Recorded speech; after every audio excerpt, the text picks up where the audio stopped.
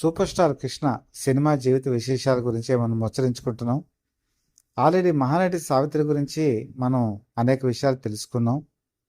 ఈ విషయం కూడా పూర్తిగా తెలుసుకుంటే సూపర్ స్టార్ కృష్ణకు ఉన్నటువంటి అవినాభావ సంబంధం ఏంటో మనకి తెలుస్తుంది. మహానటి సావిత్రి ప్రాప్తం అనేటువంటి సినిమా తీశారు. 1971లో రిలీజ్ అయింది. ఈ సినిమా ఫ్లాప్ అయింది. ఆవిడ కష్టాల భూమిలోకి వెళ్ళిపోయారు, అప్పులు పాలయ్యారు. ఇది అందరికీ తెలిసినటువంటి విషయమే. కానీ దీని వెనకాల కూడా ఒక కథ ఉంది.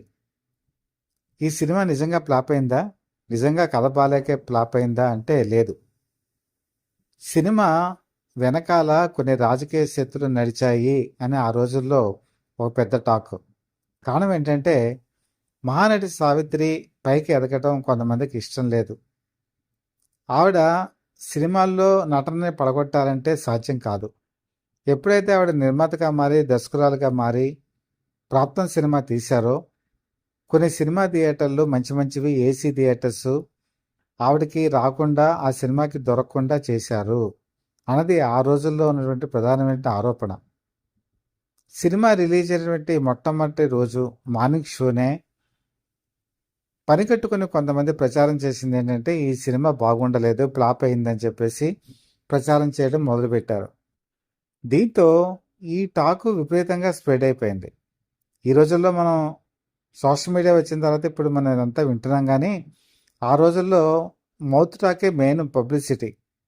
మౌత్ టాక్ వినే చాలామంది టికెట్లు కొనేవారు, వెళ్ళేవారు. ఇది బాగుంది అని తెలిసే లోపులోనే కొన్ని సినిమా థియేటర్లో ఈ సినిమాని తీసేశారు. ఎక్కడో దూరంగా ఉన్న థియేటర్స్ ఒకటి, నాన్ ఏసీ థియేటర్స్ ఒకటి, మంచి థియేటర్స్లో లేకపోవడం ఒకటి, కొన్ని రాజకీయ శక్తులు ఒకటి, పని కట్టుకొని దుష్ప్రచారం చేయడం ఒకటి, పైగా కొన్ని కారణాల వల్ల కొన్ని సినిమా థియేటర్స్లో ఈ సినిమాని తీసేయడం ఒకటి, ఇలా అనేక కారణాలు కలిసి ప్రాప్తం సినిమాని ఫెయిల్యూర్ చేశాయి. ఇది ఆ రోజుల్లో చెప్పుకున్నటువంటి మాట. ఆ మాటల్లో వాస్తవం ఉందని ఇప్పటికీ కూడా సినీ పండితులు చెప్తూ ఉంటారు. అంటే ఒక వ్యక్తి ఎంతో మంచి దశలో ఉన్నప్పుడు పడిపోవడానికి ఎన్ని కారణాలు ఉంటాయో మీరు దీన్ని బట్టి ఊహించుకోవచ్చు. అయితే ఇదే విషయం సూపర్ స్టార్ కృష్ణ కూడా జరిగింది. అది ఎలాగంటారా, ఆయన సినిమాలు కొన్ని అంటే దాదాపుగా ఇంక 85, 86 తర్వాత మంచి మంచి సినిమాలు కూడా కొన్ని సినిమా థియేటర్స్లో పని కట్టుకొని తీసేసేవాళ్ళని ప్రచారం కూడా జరిగింది. బాగా ఆడుతున్న సినిమాలు కూడా కారణం లేకుండా తీసేసిన సందర్భాలు ఉన్నాయని ఆ రోజు అభిమానులు చాలా బాధపడేవాళ్ళు. అలాగే 4 వారాలు అవ్వగానే కలెక్షన్స్తో బాగా ఉన్న వాటిని కూడా తీసేసేవాళ్ళు అనే టాక్ కూడా ఉంది. ఇది అవునా కాదా అన్నది పక్కన పెడితే ఈ విమర్శ జరిమానా మాత్రం ఆ రోజుల్లో కురిసిన మాట మాత్రం వాస్తవం. ఇది సీనియర్ అభిమానులకి, వాళ్ళ మనస్సాక్షికి కూడా తెలుసు. అలాగే సినీ పండితులకి తెలుసు.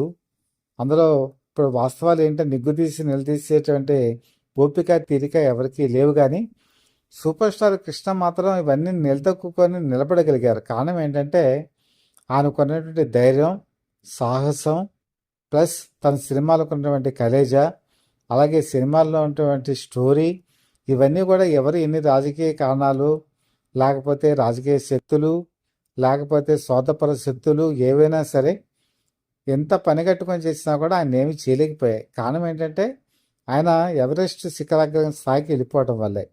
కానీ అందరి విషయంలో జరగదు కదా. మహానటి సావిత్రి వాటికి బలైపోయారు అని చెప్పేసి ఆ రోజుల్లో చాలామంది సానుభూతి చూపించేవాళ్ళు. ఎప్పుడైతే 1971లో ఆవిడ తన సినిమా ఫ్లాప్ అయిన తర్వాత చాలామంది ఆవిడకి ధైర్యం చెప్పారు. అందులో సూపర్ స్టార్ కృష్ణ కూడా ఒకరు. సూపర్ స్టార్ కృష్ణ చెప్పిన విషయం ఏంటంటే, ఇప్పుడు మీ వయసు పెద్ద పైపడింది ఏమీ లేదు. మీరు ఇప్పుడు 35 సంవత్సరాల వయసులో ఉన్నారు. మీకు ఇంకా మీ ఇమేజ్ ఉంది, మీ గ్లామర్ ఉంది. మీరు కనుక ఇప్పటికీ కూడా వయసు మళ్ళిన పాత్రల జోలికి పోవద్దు. మీరు ఇంకా హీరోయిన్గానే కంటిన్యూ అవ్వండి. పొరపాటున కూడా వెళ్తే మీరు వయసు మళ్ళిన పాత్రకి మళ్ళీ తిరిగి రాలేరు అని విజయమ్మల చెప్పారు, సూపర్ స్టార్ కృష్ణ చెప్పారు. ఇద్దరూ చెప్పినా కూడా ఆవిడ చేసిన పని ఏంటంటే పుట్టినిల్లు మెట్టినిల్లు సినిమాలో అత్తగారి పాత్రకి ఒప్పుకోవడం. అంటే కృష్ణకి అత్తగారు, సోహన్ బాబుకి తల్లి క్యారెక్టర్. కృష్ణ వారించారు కూడా, ఎందుకు ఈ క్యారెక్టర్ మీరు చేస్తున్నారు, ఒక్కసారి కనుక ముద్ర పడిపోతే మీకు చాలా కష్టము, మళ్ళీ వెనక్కి తిరిగి రాలేరని నేను చెప్పాను కదా అని చెప్పినా కూడా ఆవిడ ఆ సినిమాలో క్యారెక్టర్ చేశారు. అలాగే అమ్మ మాట ఇలాంటి సినిమాల్లో కూడా తల్లి క్యారెక్టర్స్ చేసేసారు. దానివల్ల ఏమైందంటే ఆవిడ హీరోయిన్గా మళ్ళీ చేసేటువంటి అవకాశం రాలేదు. ఆవిడ అమ్మ పాత్రలకి పరిమితమైపోయారు, అత్త క్యారెక్టర్స్కి పరిమితమయ్యారు, ఓల్డ్ క్యారెక్టర్స్కి పరిమితమైపోయారు. అప్పుడు ఆ వయసు కేవలం 35 సంవత్సరాలు మాత్రమే. ఎప్పుడైతే ఈ రాంగ్ స్టెప్ తీసుకున్నారో ఆవిడ చివరికి ఒక గెస్ట్ ఆర్టిస్ట్కి పరిమితమైపోయారు, మంచి పాత్రలకి దూరం అయ్యారు, తనకు తాను నిలబెట్టుకునేటువంటి అవకాశాన్ని కోల్పోయారు. ఇది సూపర్ స్టార్ కృష్ణ చెప్పినటువంటి సలహాని ఆవిడ పాటించకపోవడమే అని ఆ రోజుల్లో సినీ పండితులు చెప్తారు. ఒక సూపర్ స్టార్ కృష్ణే కాదు, ఇవేనో నాగిరెడ్డి, చక్రపాణిలు కూడా చెప్పారు. నాగిరెడ్డి, చక్రపాణిలు చాలా వాళ్ళు ఒక విధంగా చెప్పాలంటే మహానటి సావిత్రికి సపోర్ట్ ఇచ్చారు. కానీ అలాంటి వాళ్ళు కూడా చివరికి గంగామంగ లాంటి సినిమా తీసినా ఆవిడకి క్యారెక్టర్ ఇవ్వలేకపోయారు. సావాసగాళ్ళ సినిమా తీసినా క్యారెక్టర్ ఇవ్వలేకపోయారు. రాజేశ్వరి విలాస్ కాఫీ క్లబ్ తీసినా కూడా అందులో ఆవిడకి క్యారెక్టర్ ఇవ్వలేకపోయారు. కారణం ఏంటంటే ఆవిడ అప్పటికే ఇంకా వయసు పైబడిన పాత్రకి వెళ్ళిపోయారు. దాంతో వాళ్ళు అటు టీనేజ్ క్యారెక్టర్స్ ఇవ్వలేకపోయారు, హీరోయిన్ క్యారెక్టర్స్ ఇవ్వలేకపోయారు, కనీసం ఓల్డ్ ఏజ్ గెటప్లో ఉన్న క్యారెక్టర్స్ కూడా ఇవ్వడానికి వాళ్ళకి మనసు ఒప్పలేదు. ఎందుకంటే తమ బ్యానర్లోనే హీరోయిన్గా చేసినటువంటి ఆవిడకి అలాంటి క్యారెక్టర్స్ ఇచ్చి మనం ఏమి ఇబ్బంది పెడతామనే భావనకు వచ్చేసారు. అలాగా సూపర్ స్టార్ కృష్ణ మహానటి సావిత్రి విషయంలో మాత్రం చాలా వరకు మంచి సలహాలే ఇచ్చారు. మరి వాళ్ళిద్దరి మధ్య పరిచయం ఎలా జరిగిందంటే, వాళ్ళు మొట్టమొదటి సినిమా మరి ఆ రోజు క్లాప్ కొట్టింది కూడా మహానటి సావిత్రే, తేరి మనసు సినిమాకి. అప్పటి నుంచి కూడా వాళ్ళిద్దరి మధ్య ఒక మంచి అండర్స్టాండింగ్, గౌరవం ఉండేది. ఎందుకంటే వాళ్ళిద్దరు కూడా ఒకే ప్రాంతం నుంచి వచ్చారు. తెనాలికి దగ్గరలోనే విజయవాడ కాబట్టి ఆ ప్రాంత అభిమానం కూడా వాళ్ళకు ఉండేది. అలాగే సూపర్ స్టార్ కృష్ణ కూడా తన జీవితంలో మహానటి సావిత్రి ఎదుర్కొన్న ఇబ్బందులే ఎదుర్కొన్నారు. నేను చెప్పినట్టు సినిమా థియేటర్స్ విషయంలో కానీ, కలెక్షన్స్ విషయంలో కానీ, బాగా ఆడుతున్న సినిమాలు ఫ్లాప్ అవ్వటం కానీ, లేకపోతే తీసివేయడం కానీ, ఇవన్నీ జరిగినా కూడా ఆయన ఎక్కడా కూడా తను ఇబ్బంది పడలేదు. అలాగే తను మంచి పీక్లో ఉన్నప్పుడు వయసు పైబడిన క్యారెక్టర్స్ జోలికి పోలేదు. ఒకవేళ అప్పుడప్పుడు కొన్ని క్యారెక్టర్స్ వేసినా కూడా తన హీరోగానే కంటిన్యూ అవ్వడానికి అదే ప్రధానమైనటువంటి కారణం. కాబట్టి ఎప్పుడు కూడా మనిషి స్థిరంగా ఉండాలి, నిశ్చయంగా ఉండాలి, బాగా పైకి వెళ్ళాలని తపన ఉండాలి. ఆ తపనతో పాటు రాంగ్ స్టెప్స్ తీసుకోకూడదు అని చెప్పడానికి ఇది ఒక ఉదాహరణ. మరొక మాట ముగించే ముందు చెప్పాల్సింది ఏంటంటే, గత ఎపిసోడ్లో నేను చెప్పింది ఏంటంటే, ప్రజానటి జమున్తో 7 సంవత్సరాలు పెద్ద అయినటువంటి ఆవిడతో నటించారు. ఇంకో సినిమాలో కూడా మీరు కనుక బాగా అబ్జర్వ్ చేస్తే గోడ్చార్ 116లో తనకంటే వయసులో పెద్దైన గీతాంజలితో కూడా ఆయన ఒక రొమాంటిక్ సాంగ్లో పాల్గొన్నారు. అలాగే మంచి మిత్రుడు సినిమాలో కూడా గీతాంజలి హీరోయిన్గా నటించడం జరిగింది. తనకంటే వయసులో పెద్ద అయినటువంటి ఆవిడతో కూడా చాలా ఈజీగా నటించారు సూపర్ స్టార్ కృష్ణ. మరొక ముఖ్యమైన విషయం ఏంటంటే, తేరి మనసు సినిమా రిలీజ్ అయ్యే టైంకి సూపర్ స్టార్ కృష్ణ వయసు కేవలం 21 సంవత్సరాలు మాత్రమే.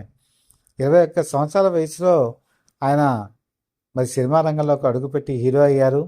27 సంవత్సరాల వయసులో అగ్ని పరీక్ష సినిమా తీసి నిర్మాత అయ్యారు. 28 సంవత్సరాల వయసులో మోసకాలకి మోసకాడు కోబాయ్ సినిమా తీసి అగ్రగామి స్థితికి వచ్చారు. అంటే 60వ సినిమా అనమాట మోసకాలకి మోసకాడు. అంటే ప్రతి ఏడాది రమారమి 12 సినిమాల ఆనంద్ యావరేజ్తో ఆయన స్పీడ్గా చిత్ర నిర్మాణం కావించి ఆ రోజు అగ్రగామి స్థాయిగా నిలబడ్డారంటే ఆయన కృషి, పట్టుదల ఏ స్థాయిలో ఉన్నాయో మనకు తెలుస్తుంది. ఇంకా వచ్చే ఎపిసోడ్స్లో ఆయన చిత్ర నిర్మాణం, ఆయన విశేషాలు పూర్తి స్థాయిలో మీకు తెలియజేస్తాను. అంతవరకు వేచి ఉండండి. మీకు కనుక కంటెంట్ కనుక నచ్చినట్టయితే లైక్ చేయండి, బెల్ ఐకాన్ ప్రెస్ చేసి సబ్స్క్రైబ్ చేసుకొని మీ బ్లెస్సింగ్స్ మా ఛానల్కి అందజేయవలసిందిగా మనస్ఫూర్తిగా కోరుకుంటూ, ఇంతవరకు అమూల్యమైన సహకారం ఇచ్చి నాకు తోడ్పాటు అందజేసినటువంటి మేకప్ చీఫ్ మాధవరావు గారికి మరొకసారి కృతజ్ఞతలు తెలియజేసుకుంటూ మీ మిత్రుడు శ్రేయోభిలాషి Satya for the people live TV chief editor DVSS Krishnaprasad.